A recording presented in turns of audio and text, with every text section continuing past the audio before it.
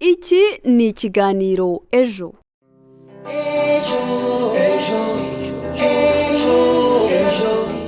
Turabasuje kandi tubaye ikaze mwe mwese muteze amatwi radiyo ijwi rya Amerika ivugira ku murongo w'104.3 FM.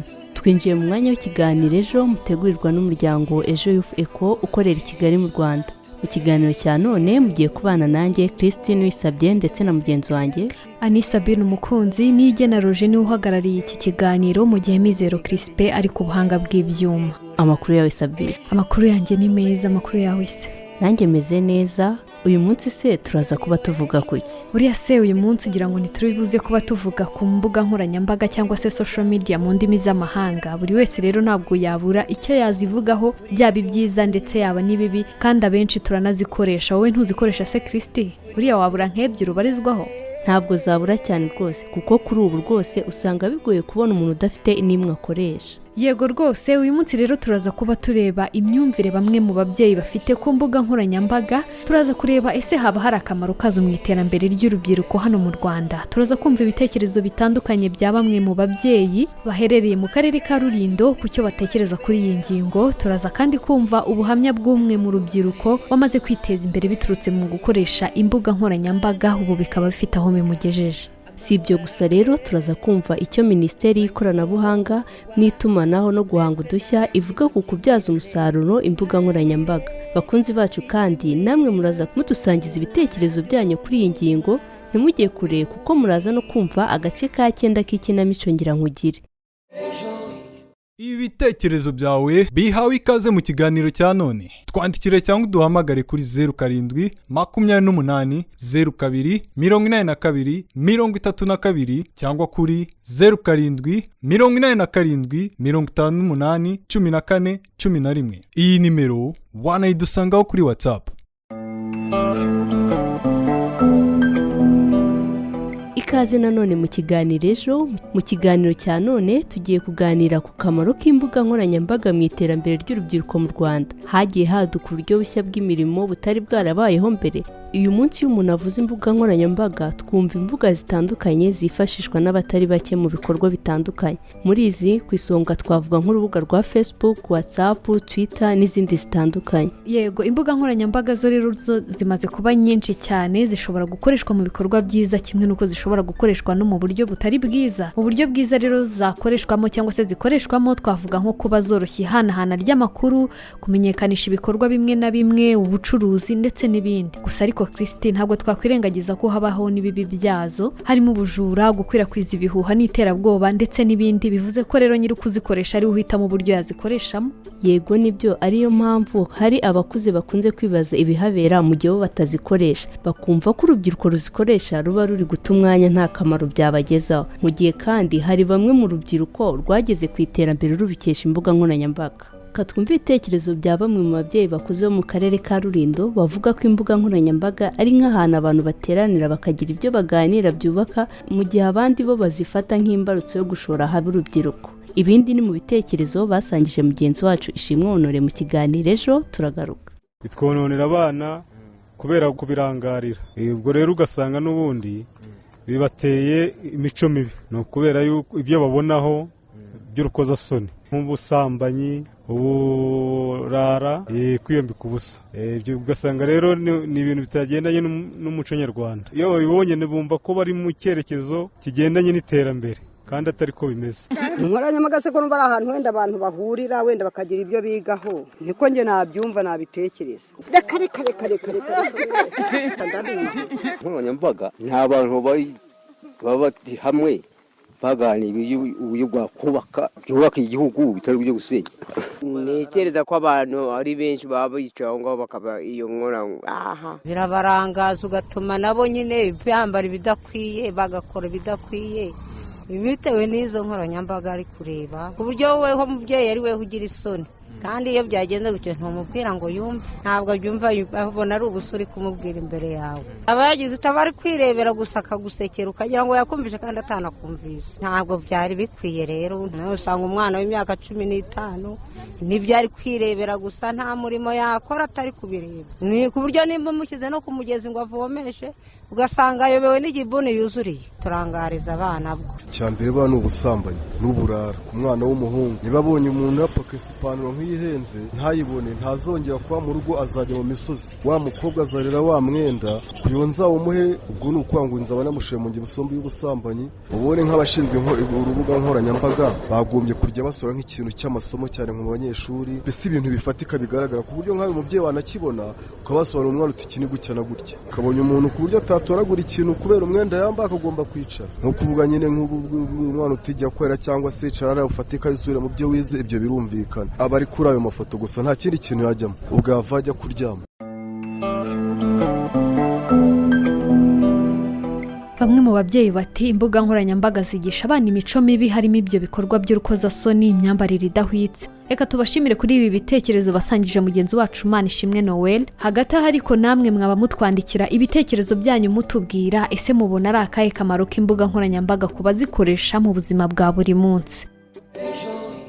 Ibitekerezo byawe bihawe ikaze mu kiganiro cya none. Twandikire cyangwa uduhamagare kuri 07 28 02 82 32 cyangwa kuri 07 87 58 14 11. Iyi nimero wanayidusangaho kuri WhatsApp. Dukomeje n'izindi nkuru mu nkuru yatambutse twakomeje kwibaza ku mikoreshereze y'imbuga nkoranyambaga aho ababyeyi bavugaga kuntu zaba arizo ntandaro yo gushishikariza bamwe mu bana imico mibi. Ku rundi ruhande ariko Ishimwe Karangwa Claude ni umusore w'imyaka 26 utuye Nyamirambo mu mujyi wa Kigali ukoresha imbuga nkoranyambaga zitandukanye by'umwihariko Twitter aho yiyita mwene Karangwa akurikirwa n'abantu basanga 96,000 bo hirya no hino ku isi. Mu buzima busanzwe uyu musore yize ibijyanye n'amazi n'ibidukikije muri koleje y'ubumenyi n'ikoranabuhanga KIST. Kuri ubu Ishimwe Karangwa Claude ni umwe mu bo mu Rwanda bita influencer. Ahanini kuri ubu ibigo bitandukanye bikoresha ngo babyamamarize cyangwa babifashe kumenyekanisha ibyo bikora. Mugenzi wacu Noel Manishimwe yagiranye ikiganiro kigufi n'uyu wiyita mwene Karangwa kuri Twitter maze atangira asobanura igihe yatangiriye gukoresha imbuga nkoranyambaga nuko yagiye abona inyungu kugeza aho ubu afite amasezerano cyangwa kontra n'ibigo bine yamamariza. Ibi navuga ko ubu bimutunze. Reka tumwumve. Imbuga nkoranyambaga natangiye kuzikoresha nkiga mu mashuri yisumbuye. Natangiye kuzikoresha Facebook ari igezweho, nyuma nza kwisanga ntangiye gukoresha urubuga rwa Twitter kuva muri 2017. Gukoresha imbuga nkoranyambaga by'umwihariko Twitter byatangiye kukwinjiriza amafaranga ryari? Natangiye kurubyaza umusaruro mu mwaka wa 2020 aho natangiye mbona amafaranga makeya.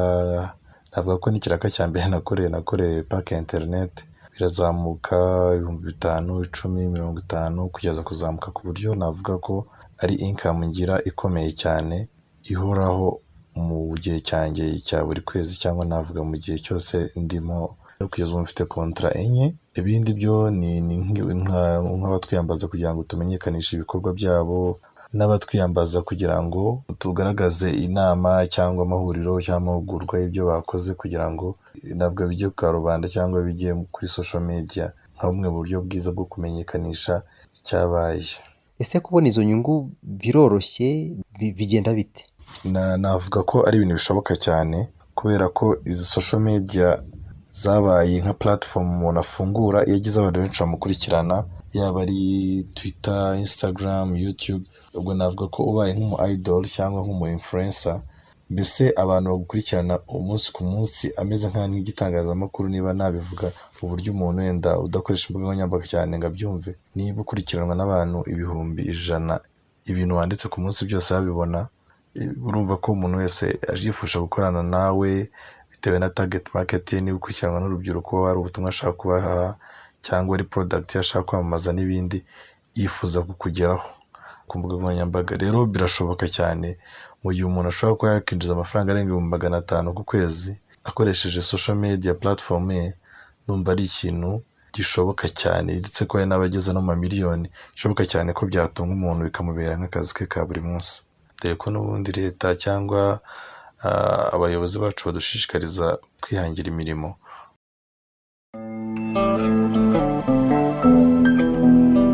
reka dushimire Karangwa Claude ku kiganiro cyiza duhaye, tunashimire Noel Manishimwe baganiriye. Urumva kuba wakinjiza nk'ibihumbi 500 cyangwa arengaho ku kwezi kubera gusa wakoresheje imbuga nkoranyambaga zawe neza bidashimishije? Birashimishije cyane rwose, kandi tumaze kumva ko nta n'ikindi bisaba. Uyu munsi ni ugufata umwanzuro Kristi.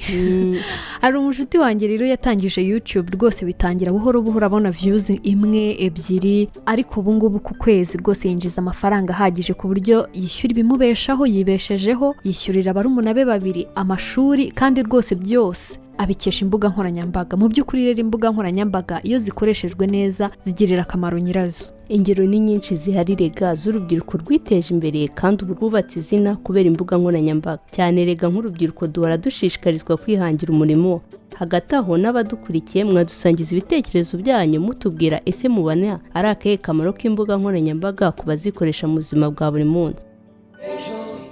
Ibitekerezo byawe bihawe ikaze mu kiganiro cya none. Twandikire cyangwa duhamagare kuri 07 28 02 82 32 cyangwa kuri 07 87 58 14 11. Iyi nimero wanayidusangaho kuri WhatsApp. Esther Kunda, umuyobozi mukuru ushinzwe guhanga udushya ndetse n'ikoranabuhanga rishya muri Minisiteri y'Ikoranabuhanga mu itumanaho no guhanga udushya, avuga ko iyi minisiteri ihamagarira abaturage by'umwihariko urubyiruko kubyaza umusaruro imbuga nkoranyambaga, yaba mu bucuruzi, abafite impano, guhanga udushya, kwamamaza ibyo bakora bakabigaragariza kuri izo mbuga nkoranyambaga kandi bakazikoresha ku buryo bubateza imbere. Ibindi reka tubyumve mu kiganiro mugenzi wacu Noel Manishimwe yagiranye na Esther Kunda.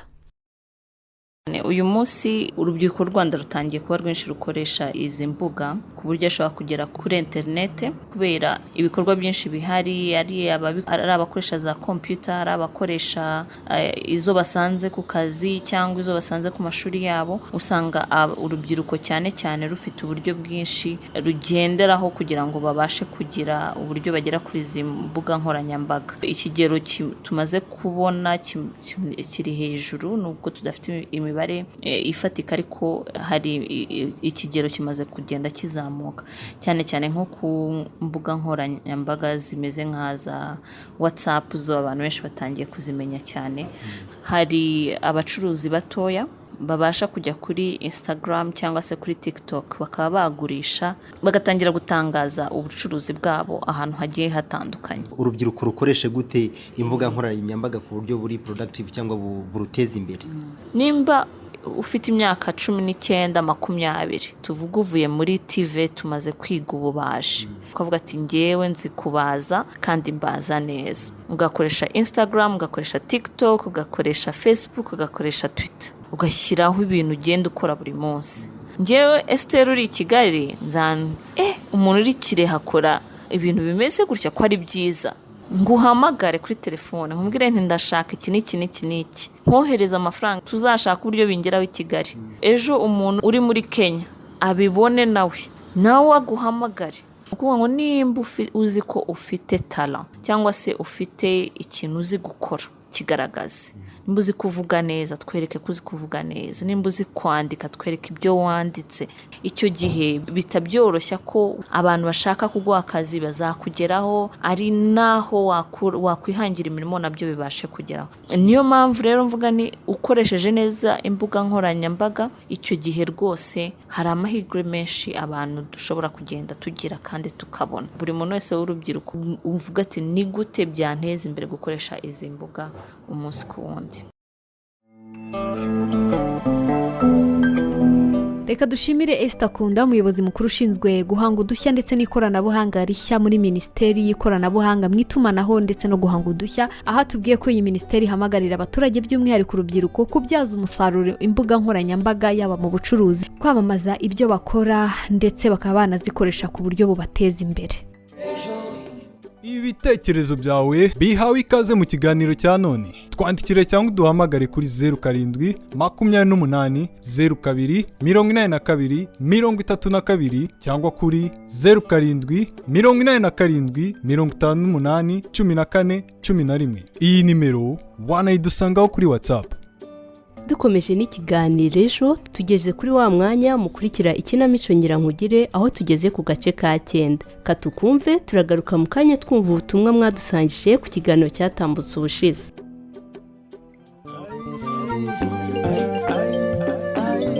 Nyirankugire ni ikinamico igamije kwigisha abatuye mu nkambi n'abatuye hanze yazo imibanire myiza, kurwanya inzangano zituruka ku mateka y'ibyahise, birinda ibihuha bishimangira inzangano ndetse no kubiba amahoro hagati yabo. Duherukana Alice yariye Karungu kubera igihuha Donata na Gilbert bakwirakwije cy'uko Murekatete ari we waroze murumuna we ndetse yiyemeje no gushyira ukuri hanze. Yaba yarabigezeho sera? Nimukurikire umukino.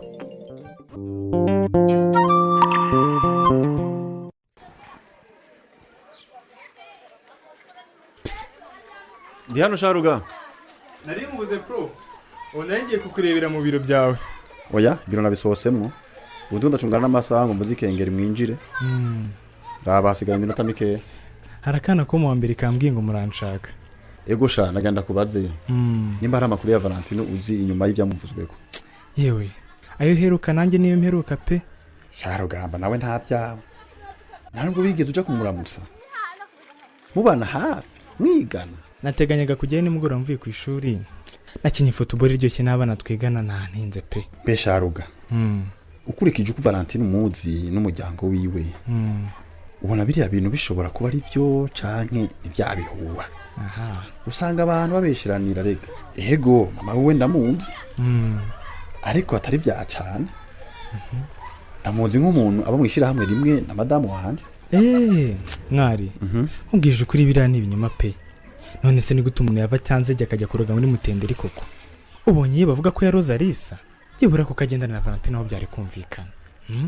Ariko yamara uyabutumye Valentine. Ngo na Valentine nawe abutuma Alice. Ariko siko kurumva ibyo bintu bishoboka mwari. Nawe koko?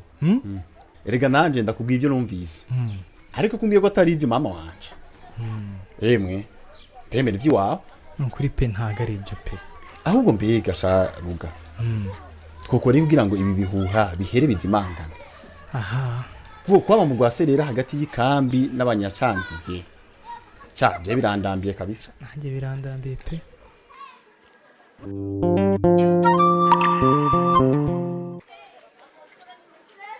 Alice ko wigunze nibiki? Wandetse rero. Kya mu ishuri cyangwa usange bagenzi bawe. Yowe. Wabuze mugenzi wawe n'ushashavura. Ariko wamuhebye Valentine kweli. Muhebe, Valentine ni inshuti nyabaki. Abantu batwara amagara y'abaziranenge. Ariko ibyo mwabikuye hehe koko? Hari n'umushobora kuzana gihamya ko mama Valentine ari we wishe muri umuna wanjye. Cyangwa n'urwango rudashinga mu bafitiye. Ubundi se ko numva mwandushije agahinda kandi umuvuga ko baroza ari muri umuna wanjye. Hewe, cyakoze muri bitangaza koko.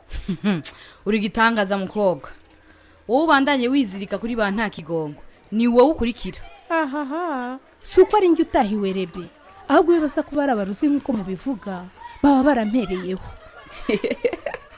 Umvika ijuju. Noneho urumva iyo bagutangurira ko abantu batari guce babakeka. Ndakugirira inama mwana w'impunzi bugenzi wanje. Ahaha. Ikiboneka cyo Imana yarakuburiye. Valentine mumve ko hakiri kare gukwegana nawe uvyibagirwe. Uzoruza twigire muri ya groupe itavanze y'abanyamutenderi na gwakayuza. Kuko igiye mwahora mwigiramwo ivanze. Birashoboka ko abanyacanziga bariko barihorera mugenzi wabo nawe bikakujaniranya. Aha, ibyo umbwira ni amafuti rebe. Sinzareka kugendana na Valentine cyangwa abanyacanziga. Kuko ntacyo mbashinja na kimwe. Ibyo kugendera mu Kigali rero ntabwo nabikora. Ikindi kandi umenye ko batarose muvandimwe wanjye ahubwo yishwe n'indwara zituruka ku mwanda. Bavuga ngo iyo bumenye imwe bwari ikindi.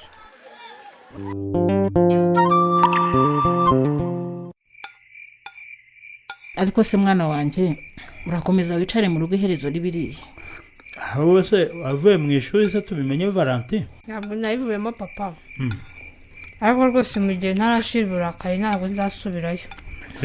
None se ko ejo twaganiriye nkabona ibyo nkubwira urabyumva wahindutse ute koko mwana wa? Yego ntabwo byoroshye mama. Kuko umva narakumvise ariko ndakishakamo imbaraga. Ndashaka ko nzahinguka bamwaza nkisekeraho kurira. Rero kuva ngifite agahinda ntabwo byankundira pe. Nshobora guseka nkahita nanarira rimwe bakankwena.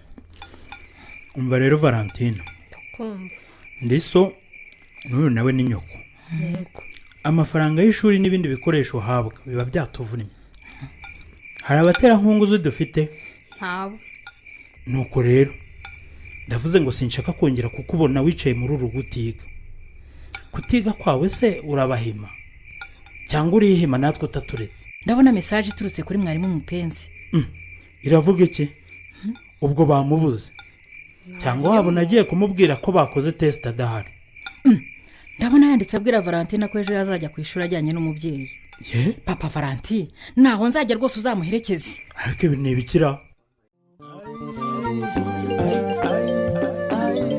Amayenga Valentine bamutumye umubyeyi ko ababyeyi batangiye kwitana ba mwana so bazabona umuherekeza ku ishuri bahu naho ubutaha. nizere ko mwaryohewe n'agace ka 9 k'ikinamico ngira nkugire. Sabi reka twakire mugenzi wacu Christella atugeze ubutumwa mwatwandikiye ku kiganiro cyatambutse ubushize.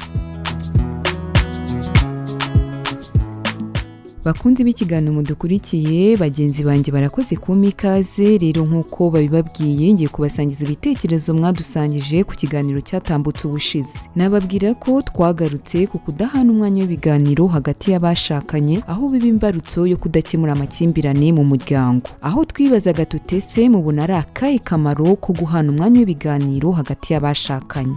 Ibitekerezo mwadusangije ni ibi bikurikira. Saverine uherereye mu karere ka Rulindo yagize ati urugo rwubakwa n'ibiganiro hagati y'abarubamo cyane cyane abashakanye. Kabera Emmanuel uherereye mu karere ka Kicukiro mu murenge wa Gahanga yagize ati ni byiza ko abashakanye bagirana ibiganiro ku rugo rwabo cyane ko ari byo nkingi y'urugo rwiza. Mu gihe bataganiriye ingaruka bahura nazo ni ukurusenya. Naho niyo kwizerwa Jean uherereye mu mujyi wa Kigali mu murenge wa Kanombe yagize ati mu gihe hatabayeho guhana ibiganiro ku mpamvu iyo ari yo yose biratinda bigakurura amakimbirane, kutizerana, guhozanya ku nkeke n'ibindi. Ese ku bwicanyi hagati y'abashakanye buri kwiyongera ntabwo bashyiraho uburyo bworoshye bwo gutandukana? Dukomeza Shyaka Steven uherereye mu murenge wa Kanombe mu mujyi wa Kigali yagize ati umubano uwo ari wo wose wubakwa n'ibiganiro. Nubwo bamwe tutararushinga urugo twafatira urugero no ku bucuti busanzwe. Iyo inshuti zitaganira biba byoroshye ko uwo ari we wese yaziminiramo. Naho Cyomororoka uherereye mu karere ka Bugesera mu murenge wa Nyamata yagize ati amakimbirane arateranya akanatuma bicana, ariko iyo abagize umuryango bashyize hamwe bakareba intandaro y'amakimbirane bagirana urugo ruba rwiza. Dukomereze kuri Siwamana Jean aho yagize ati nabanye n'umugore wanjye ariko ntashaka kumvugisha iyo hari icyo tutumvikanaho, niwe unafata umwanzuro. Natwe abagabo tujya duhohoterwa. Ubutumwa bwa none mbuhiniye aha, tuzasubira ubutaha mu mwanya nk'uyu.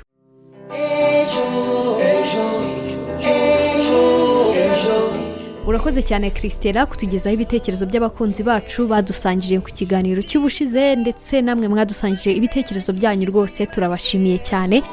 Tukaba rero turimo turanagana ku musozo w'ikiganiro cy'uyu munsi aho twaganiriye ku myumvire ya bamwe mu babyeyi ku ikoreshwa ry'imbuga nkoranyambaga, aho twumvise ibitekerezo bitandukanye bya bamwe mu babyeyi baherereye mu karere ka Rulindo. Bamwe bagira bati ni nk'ahantu abantu bateranira bakagira ibyo baganira byubaka. Si ibyo gusa kuko twumvishe n'ubuhamya bwa Ishimwe Krangwa Claude watubwiye ibyo amaze kugeraho abikesha gukoresha imbuga nkoranyambaga. Esther Kunda umuyobozi mukuru ushinzwe guhanga udushya n'ikoranabuhanga rishya muri Minisiteri y'ikoranabuhanga n'itumanaho no guhanga udushya, aho yatubwiye ko bafite porogaramu nyinshi zigamije guteza imbere imikoreshereze y'imbuga nkoranyambaga mu buryo bwo kwiteza imbere cyane cyane mu rubyiruko. Wakoze kubana natwe uyu munsi. Wifuza kudusangiza igitekerezo, ubuhamya cyangwa inyunganizi, watwandikira kuri 0728028232 cyangwa kuri 0787581411. Iyi numero wanayitwandikiraho kuri WhatsApp.